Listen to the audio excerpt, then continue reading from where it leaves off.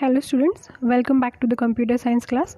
So in the last sessions we started with the chapter 6, that is basic concepts of OOP, that is object oriented programming. Okay, we studied the difference between procedural programming and object oriented programming. After that we started with the characteristics of OOP. Yes, so in the characteristics what all things we saw first characteristic, that is object, then second one classes, then third one data abstraction, then the fourth one data encapsulation. Yes, okay.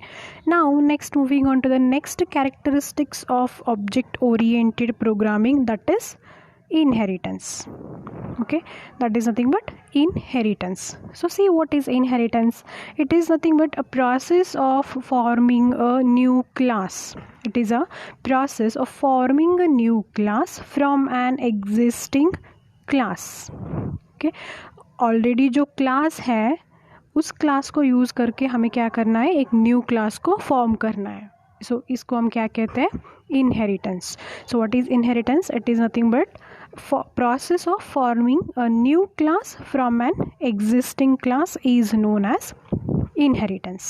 Okay, now see, let us consider the main class as, say, birds.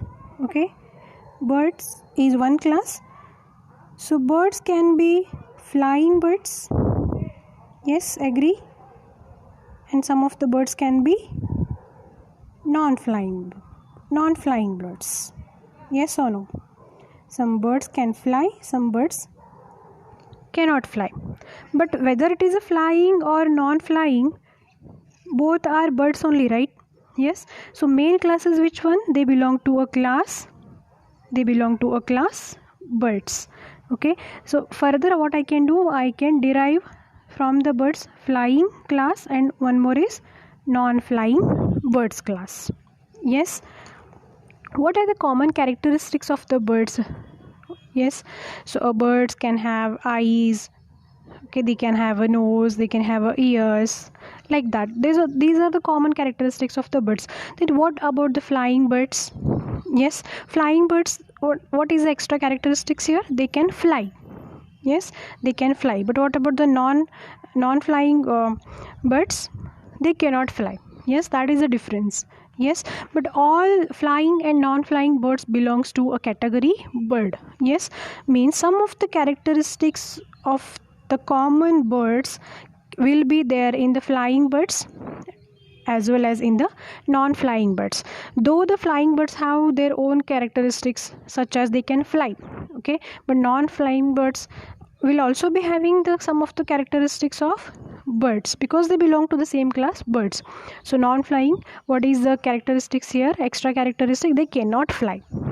Yes, so what I can do, I can derive these new classes, flying and non-flying classes, from an existing class such as birds. yes, so this is nothing but inheritance. मतलब ये जो birds class लिया है मैंने, ये जो birds class में common characteristics है, common properties of the birds जो भी है, उसको क्या कर सकते हैं हम flying birds की characteristics में भी inherit कर सकते हैं, derive कर सकते हैं. जैसे वैसे ही नॉन फ्लाइंग बर्ड्स में भी हम बर्ड्स की कैरेक्टरिस्टिक को क्या कर सकते हैं, अक्वायर कर सकते हैं, और acquire in the sense derive कर सकते हैं.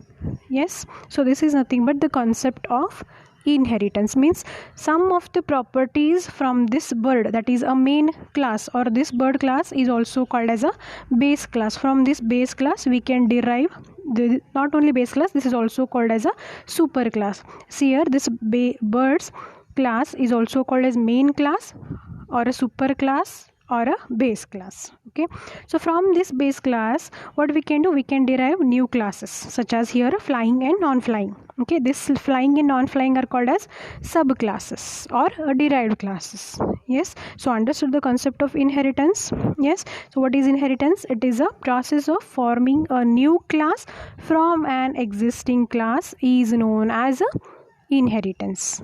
Yes, so some of the properties of this bird can be inherited in flying as well as in non-flying.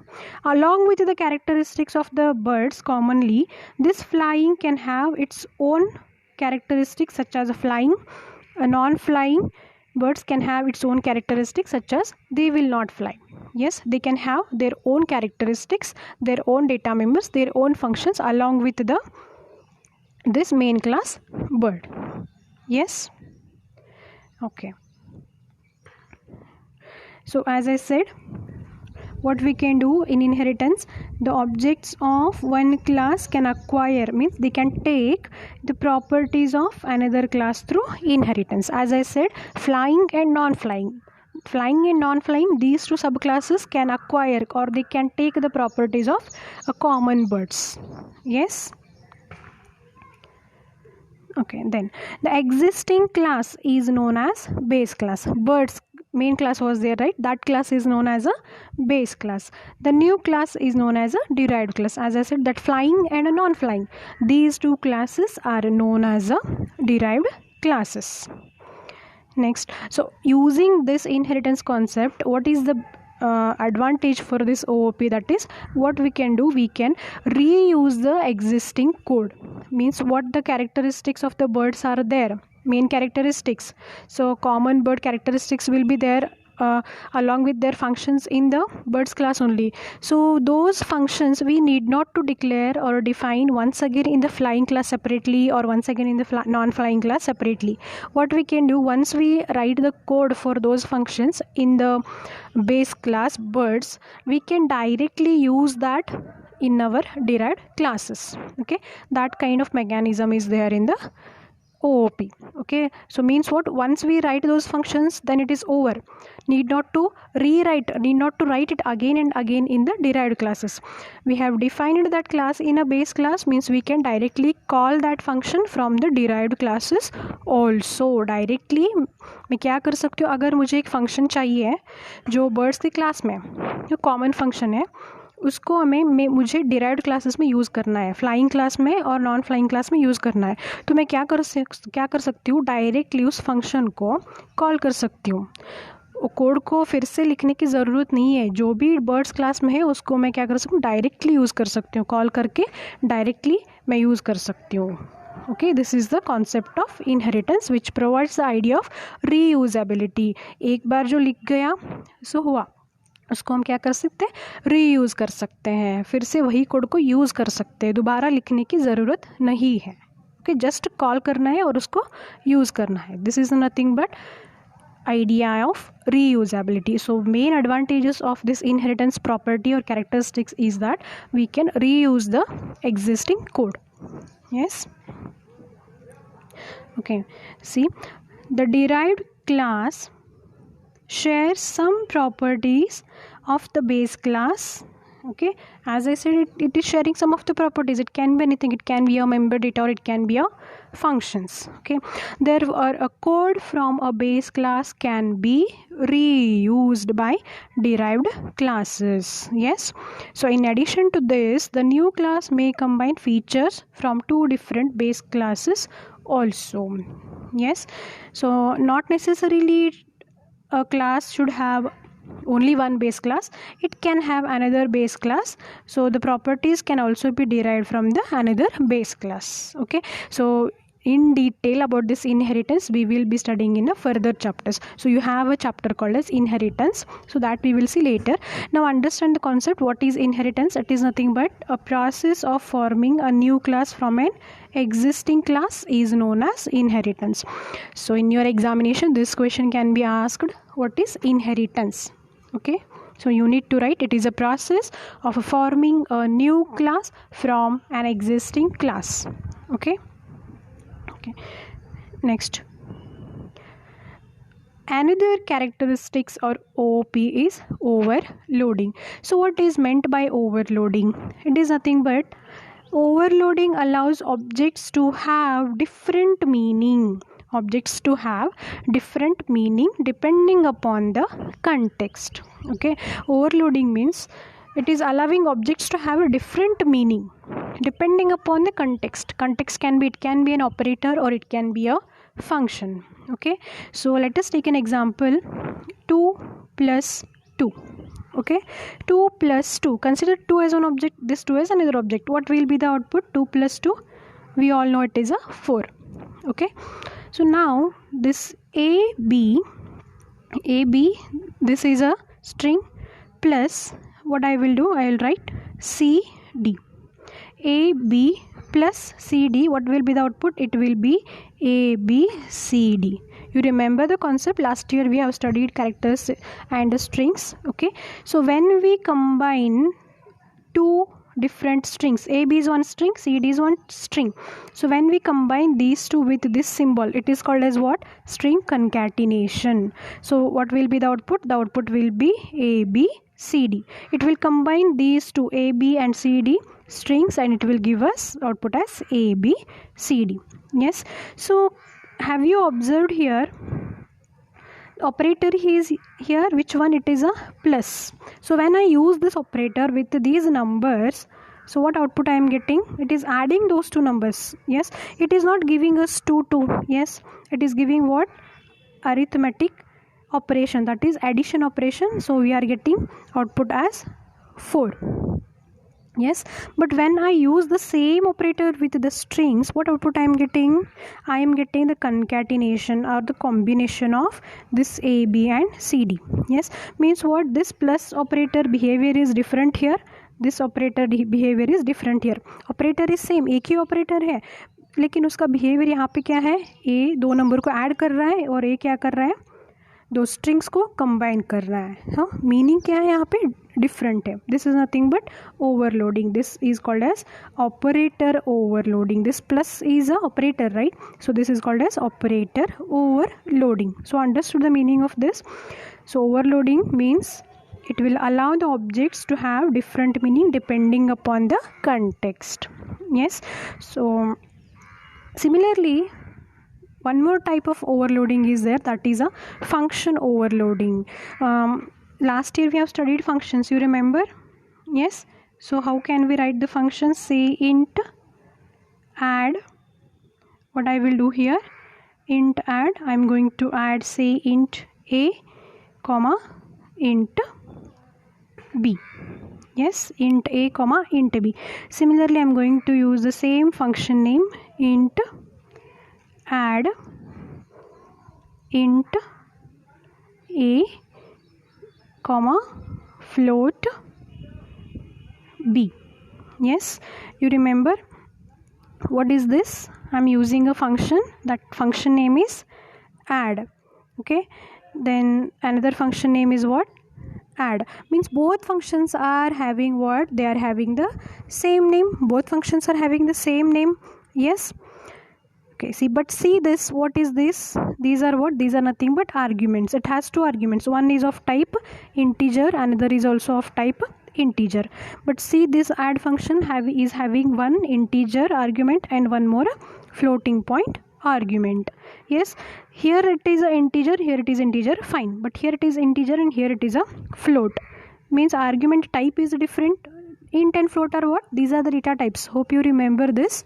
If you don't remember the concepts, please study first year C++ concepts once again thoroughly. Then only you will understand these concepts. Otherwise, you will not understand anything. So I request everybody to please go through the first year C++ concepts, because those things are the basics for your second year.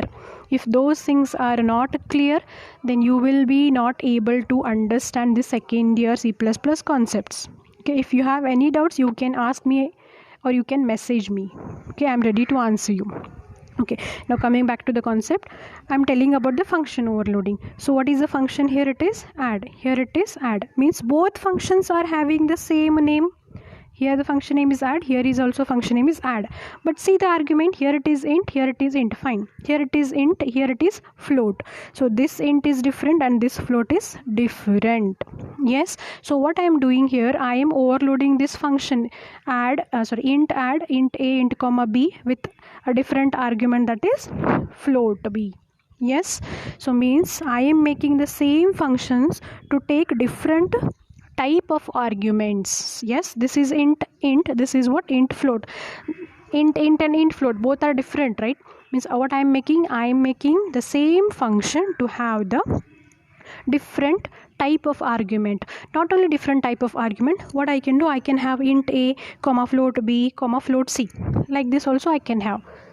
Means I can have any number of arguments. Yes, means what?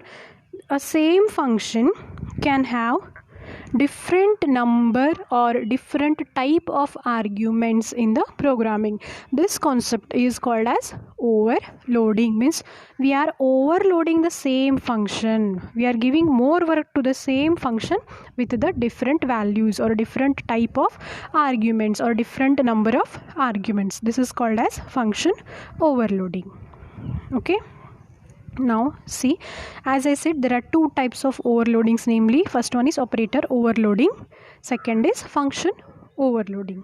Okay, so what is operator overloading? Operator overloading means when an existing operator operates on new data type, it is called as operator overloading. So for this I had taken example of plus symbol. You remember, I added two numbers as well as I combined two strings. Yes, means this plus operator was behaving differently for those two different data types. Okay. Next is function overloading means two or more functions can have the same name but differ in number of arguments or data type of arguments. Okay, as I said, as I take an example of add function, number of arguments were same only in the example, but we can take two or more number of arguments in two different functions, but the function must have the same name. Yes. Okay, therefore it is said that function name is overloaded. What is that function name? We had taken example, that was the add function. Okay, so function overloading, therefore it is a process of defining the same function name to carry out similar type of activities with various data items. Yes, so we have a chapter called function overloading and operator overloading. In the further classes I will take that. Right now you remember what is overloading. It is nothing but it allows objects to have different meaning depending upon the context. There are two types of two types of overloadings are there. One is operator overloading and one more is function overloading. Yes. Okay, now we will see the next characteristics, that is polymorphism. Poly means many. Yes, poly means many, morphism means forms. Yes, poly means many, morphism means forms. So polymorphism, it is what? A feature of OOP where a function can take multiple forms based on the type of arguments and number of arguments and data type or a return value. Okay, to tell you actually that overloading, that function overloading and operator overloading, those two are the types of polymorphism only, but I don't know, they have given separately in your textbook, so we will study them separately only. So polymorphism, for the polymorphism also we have the same example, that plus operator I can take and I can also take this add function. Okay, same example only you can refer here, because poly means what? Many. Morphism means forms. So as I said, this plus operator has two different forms. When I use it with the number, it is going to perform the addition. When I use it with the words, it is going to combine them. Yes, that is nothing but operator overloading. So function overloading means it can take what? Type of arguments, different type of arguments, as well as different number of arguments, and the number of arguments can be different data types, or it can have a different return type also, return value. Yes. Okay, so what is the definition of polymorphism? It is nothing but the ability of an operator as well as a function to take multiple forms is known as a polymorphism. Yes, so what is a polymorphism? A question can be asked for 1 mark. What you should write? Polymorphism is the ability of an operator and a function to take multiple forms, means more than one form. This is known as a polymorphism. Yes. So consider the addition operation as I had taken. In addition of two numbers, the result is sum of two numbers. Yes, the result is sum of two numbers, that was 2 plus 2 was 4. The same example we can refer. Yes. But in addition of two strings, the operation is string concatenation. That is A plus B will be what? A and B are the two strings or two characters. So after performing this, what will be the result? A, B. That is nothing but this operation is called as concatenation or combining the strings. Okay. So that was regarding the operator overloading only. The next, when an operator behaves differently based on operands, then it is said to be operator is overloaded. So as I said, this operator overloading and function overloading are the forms of polymorphism only, but in your book they have given separately. So for both explanation is same only. Yes. Next, similarly, when same function is used, what example I had taken, add, the same function is used for multiple tasks in the same program by changing argument type and number is known as function overloading.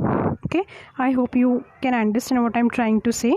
Polymorphism is the ability of an operator and a function to take what multiple forms is known as polymorphism. Okay. Now the next characteristics of OOP, that is what? Dynamic binding. So what is a dynamic binding? This is a process of connecting one program to another.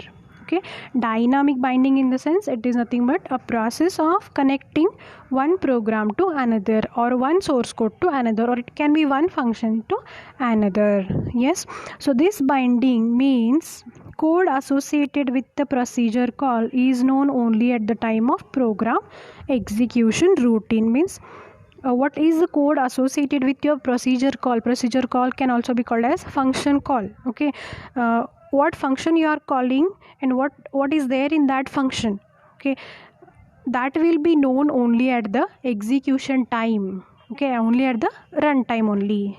Yes, suppose you are calling the addition function. Okay, in the addition function, when you call that function, what will happen? Your compiler will compile the code, then it will go for executing your code. So what is there in that function? What code is there?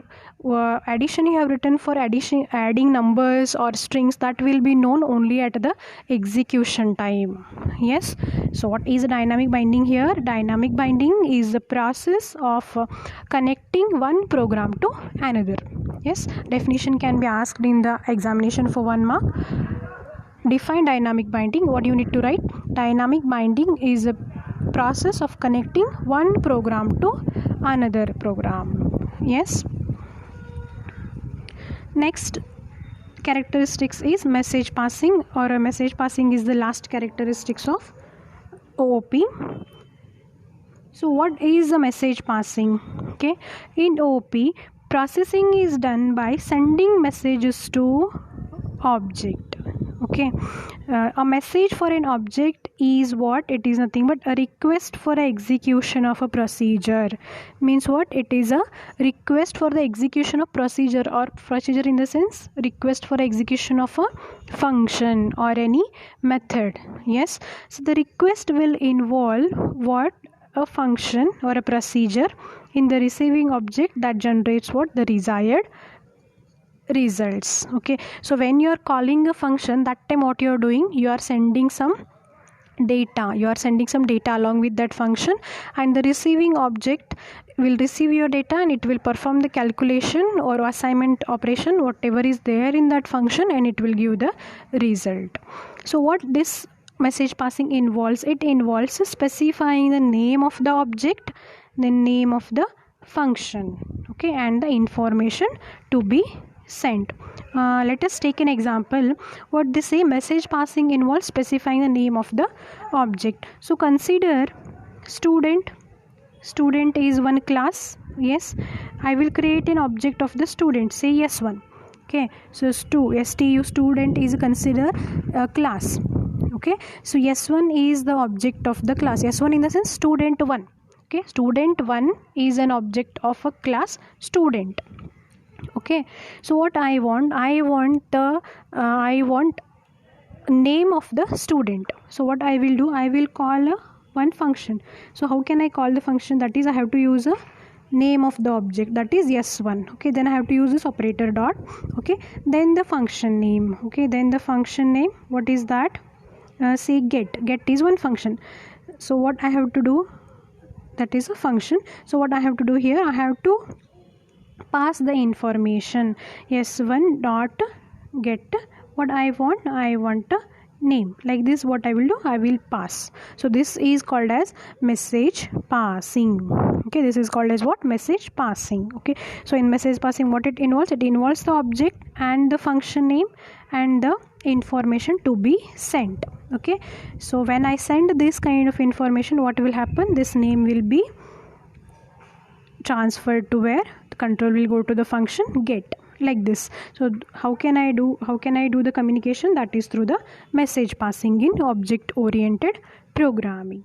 Yes, I hope you people are getting what I'm trying to say.